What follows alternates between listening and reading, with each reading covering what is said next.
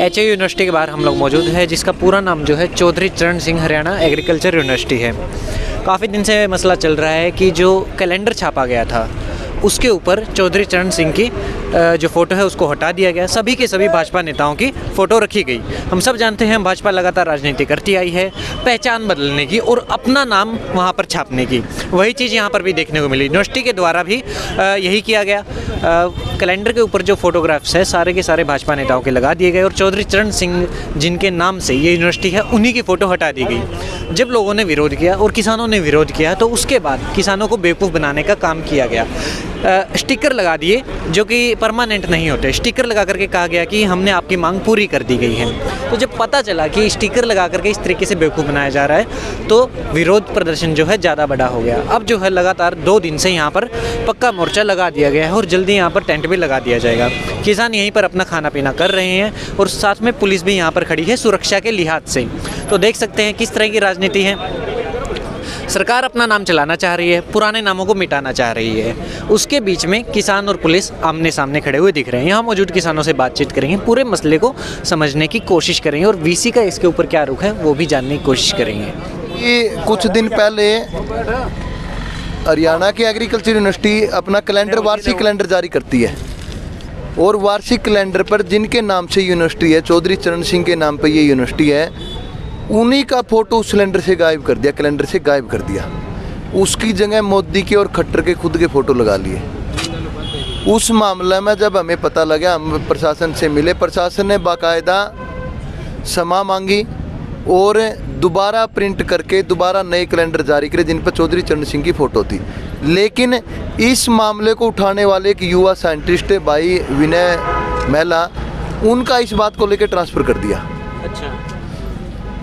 इस मामले को लेकर पिछले 3 दिन से हम लगातार यहाँ पे धरने पे बैठे हैं और वीसी जो सरकार का बिठाया हुआ है, आरएसएस का बंदा है, वो ठीक ढंग से बात नहीं कर रहे हैं।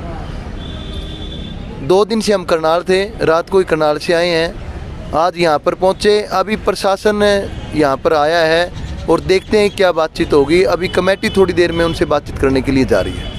मनदीप जी, मैं आपसे जानना चाहूँगा, जो इस तरह की ये राजनीति सामने आ रही है, इंस्टीट्यूट के ऊपर कब्जा करके जिस तरीके से अपने आप की फ़ोटो सामने लाई जा रही है, सिर्फ उसके ऊपर भाजपा नेताओं की फ़ोटो दिखती है, क्या कारण है और इसका कितना असर आने वाली जनरेशन पे पड़ेगा? इफेक्ट क्या डालना चाह रही है सरकार? ये देखिए, ये तो भाजपा की नीति में है बदलाव करना, क्योंकि भाजपा जिस नीति पे काम करती है वो देश को तोड़ने वाली नीति है, जिसका देश की आज़ादी में, देश के निर्माण में कोई योगदान नहीं। आज उनके पास कहने को कुछ नहीं है, इसलिए वो तमाम लोग जगह के नाम बदल के, यूनिवर्सिटियों के, कॉलेजों के, शहरों के, स्टेशनों के नाम बदल कर ये दिखाना चाहती है हम विकास कर रहे हैं, और ऐसा नाम बदलने से विकास करते हैं वो।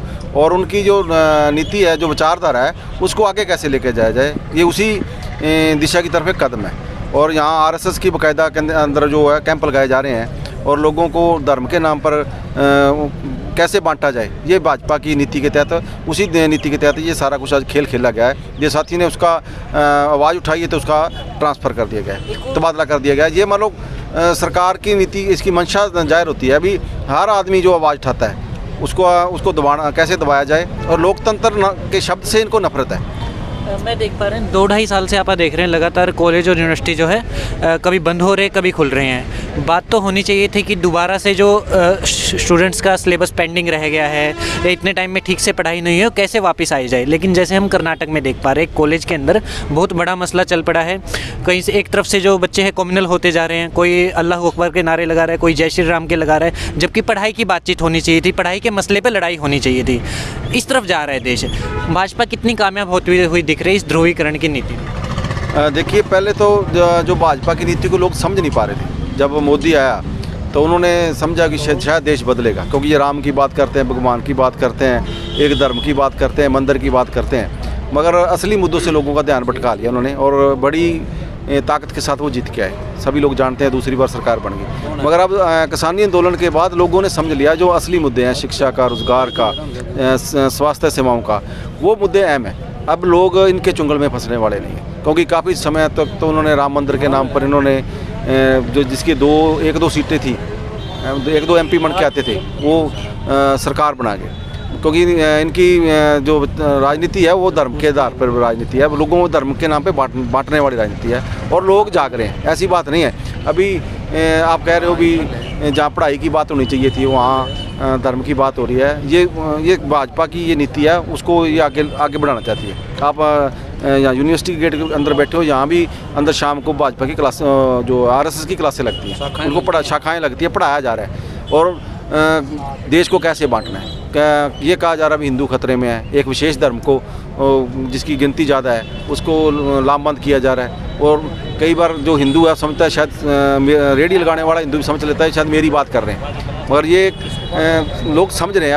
अब आंदोलन के बाद लोगों ने इनकी नीति को समझा और एक बदलाव की तरफ देश बढ़ेगा, ऐसा प्रतीत हो रहा है हमें।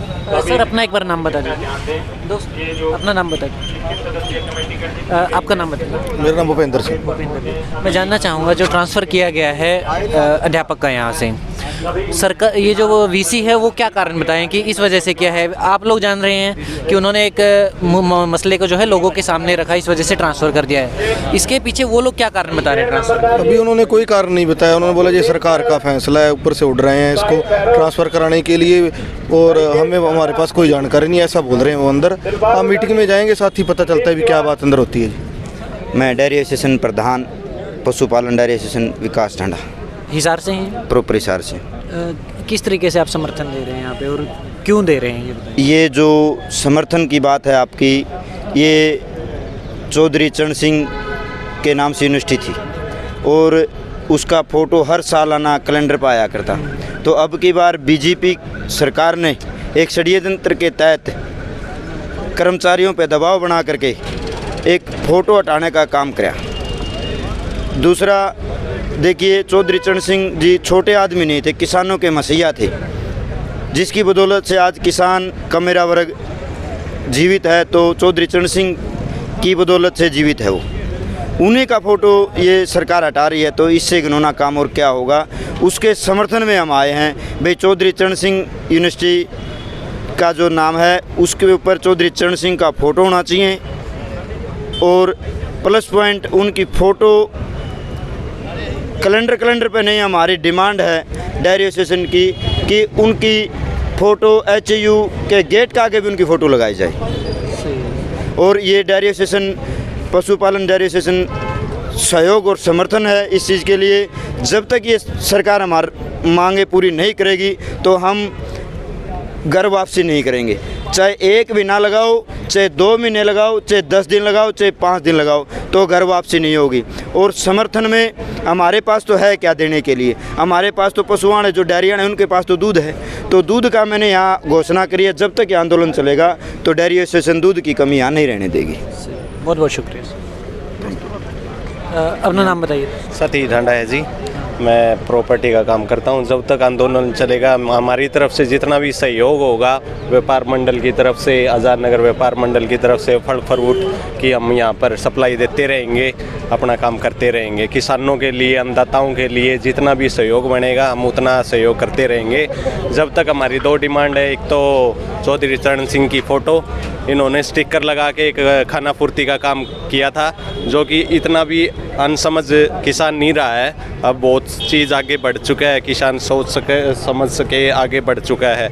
और एक विनय महिला जो जिसने शुरुआत में इस चीज़ का ऑब्जेक्शन उठाया था, उसका सामने लेके आए थे। हाँ जी, उनका ट्रांसफ़र यहाँ से वहाँ कर दिया गया है।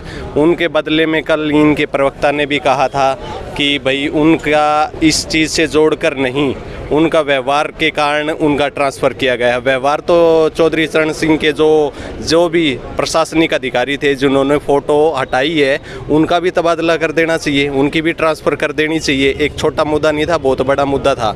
अगर उन्होंने व्यवहार उनका सही नहीं था विनय का, तो उधर कर दिया गया। और इनका व्यवहार क्या कहेगा?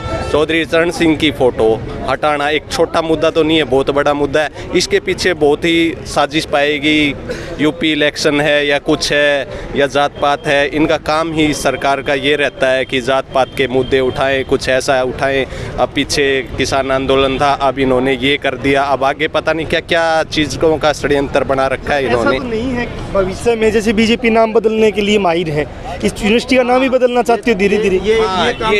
ये मुद्दा हो सकता है, क्योंकि बहुत सारे षड्यंत्र, अभी ये छोटा है जो हम देख रहे हैं वो चीज़ नहीं है, इसके पीछे कुछ ना कुछ बड़ा राज मिलेगा।